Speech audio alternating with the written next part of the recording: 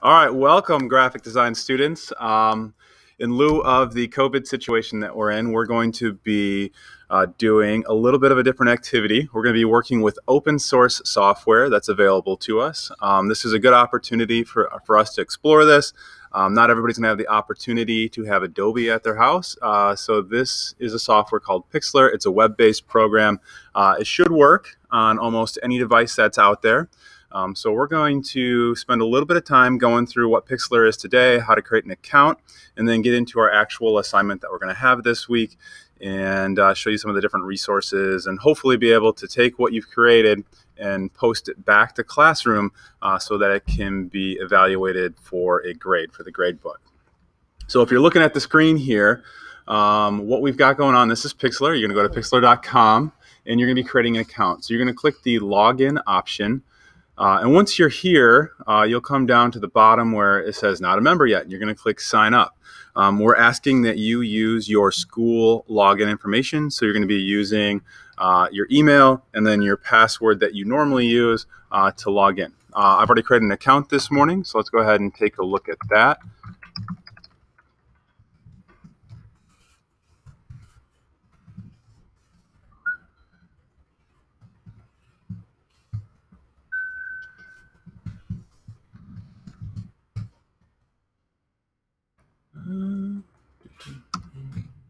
Why isn't that working?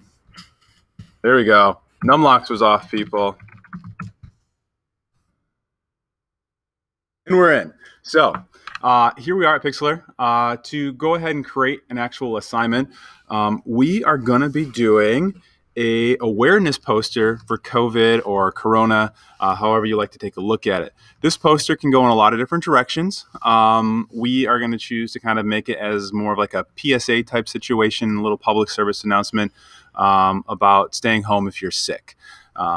Feel free to explore different options if you would like, but this is going to be a Corona awareness poster. So let's go to Pixlr.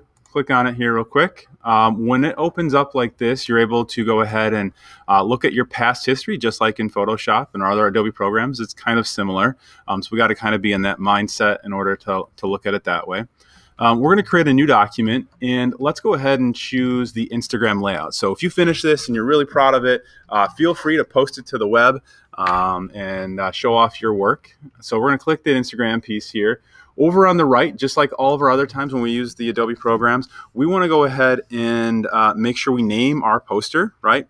So it's got a file name right away, and there we go.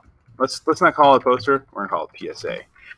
Our height and our width has been set for us. If you would like to choose a background at this point, you can. I'm going to go ahead and just create a simple white one like we would if we were in Photoshop. And now we've got our document. It's set up much like Photoshop and our other Adobe programs that we use. Over on the left here, we have our toolbars.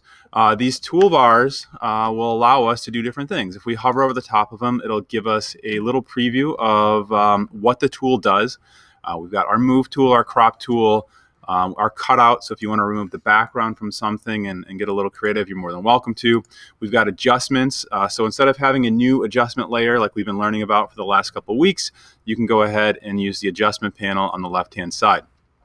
If you want to add a crazy filter to enhance your design, you're more than welcome to. You can use the option that you see right there. We've got some effects. You can liquefy, so you can get in there and you can really distort some pieces. So we'll try to show off some of these different options here in just a second. Once I get my photo pulled into here, you also have the ability to type.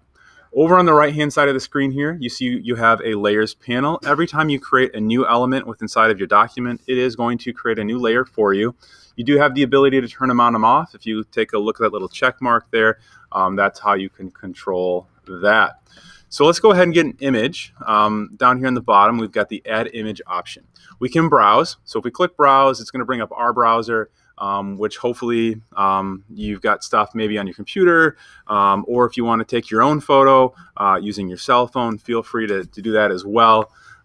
Then just email the photo yourself and make sure that it's sitting on a Google Drive or your hard drive of your computer so you can get access to it. I'm going to be pulling a stock image today, so I'm going to go click on stock. We definitely don't need flowers for this. We need something a little more intense. So I'm going to type in sick, and let's see what we get. we have got some different pieces here that pop back that will be useful for us. I'm going to go ahead and grab this guy that's blowing his nose. It's going to go well for my assignment. So we'll click Add.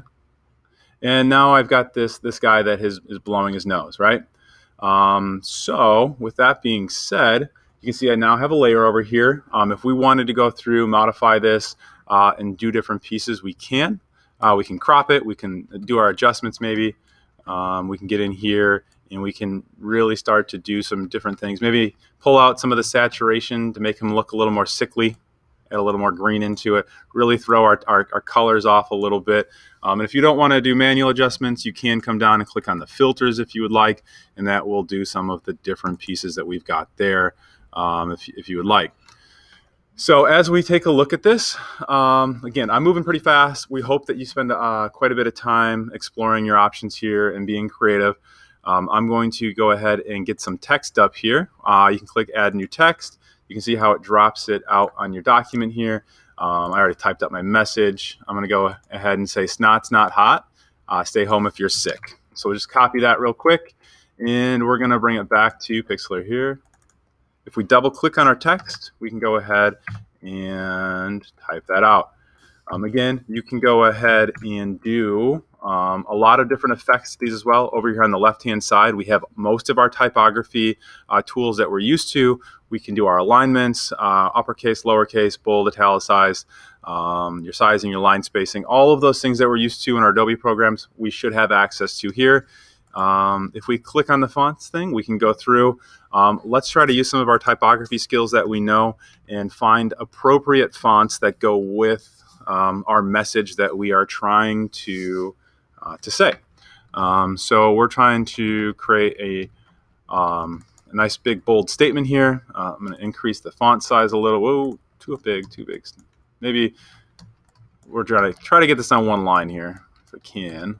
There we go. And what else do we want to do? We got line spacing. That looks good there. I like that. So if you want, you could also come back in. I'm pretty sure we cannot. So let's go ahead and get the last piece of our text. Stay home if you're sick. So we'll copy that. And we'll get another piece of text. Notice I'm trying to keep these in 2 different layers if all possible. I can get rid of this.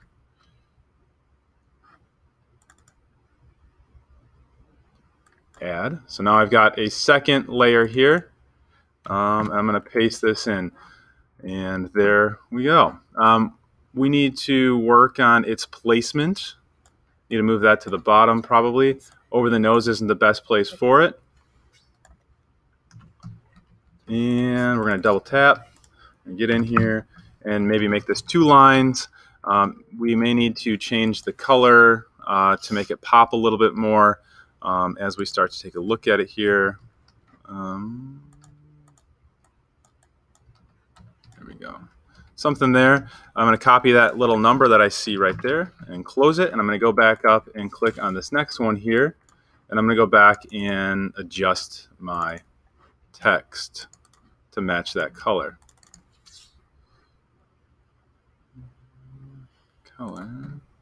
So I copied and pasted it from before. Oops, let's get the eyedropper. We'll just click on this text and we'll pull. Ooh, that doesn't work. We're going to have to stay white up top. We have to have a little bit of contrast. So as you start to take a look at this, we get our message on there. What about adding a shape, Mr. Bond? We can add shapes. Oh, that was Mrs. V in the background joining our lovely podcast this morning. We also have Mrs. Robinson off to the side. Hello. Any other thing you guys want to add?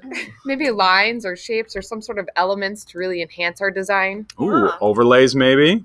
That would be really nice. And I know that you can change the opacity of some of these things too. So maybe a box that has a lower opacity behind our text. Oh, yeah. You can enhance it.